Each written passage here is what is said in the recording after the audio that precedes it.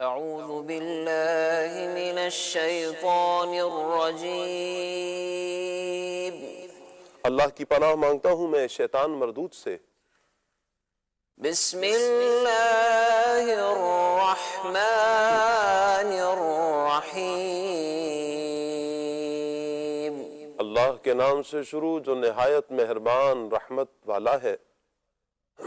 ان الذین یکفرون بآیات اللہ ویقتلون النبیین بغیر حق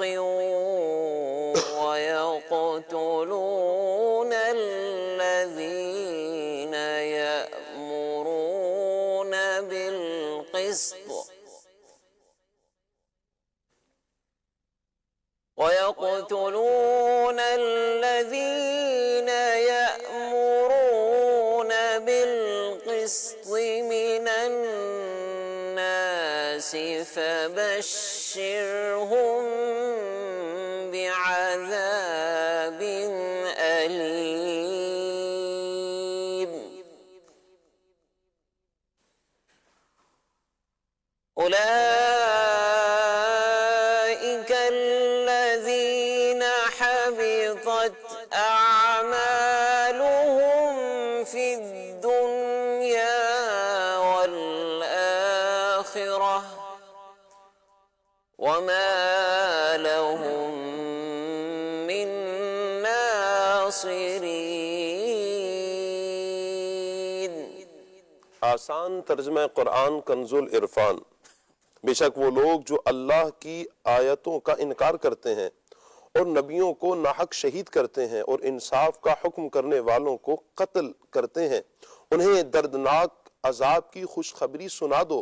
یہی وہ لوگ ہیں جن کے اعمال دنیا و آخرت میں برباد ہو گئے اور ان کا کوئی مددگار نہیں۔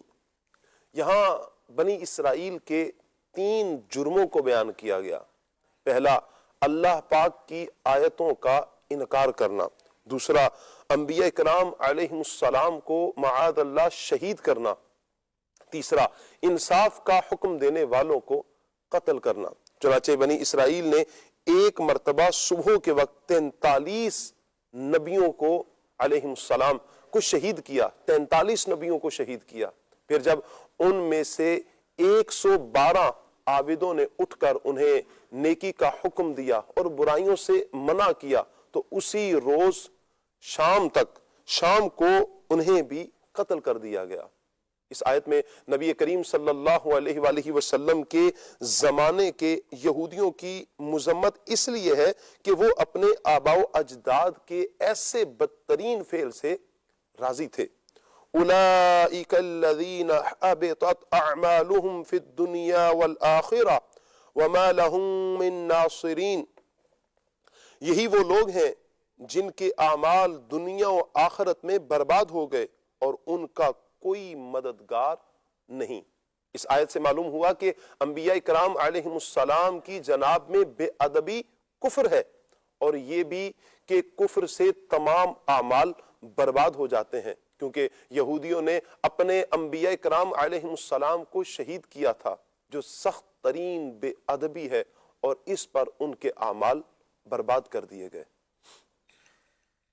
ان الذين يكفرون بآيات الله ويقتلون النبيين بغير حق ويقتلون النبيين بغير حق ويقتلون الذين يأمرون بالقسط ويقتلون الذين يأمرون بالقسط من الناس فبشرهم بعذاب أليم.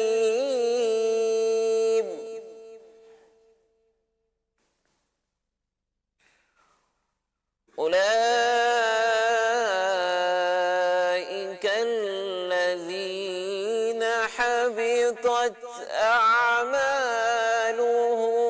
في الدنيا والآخرة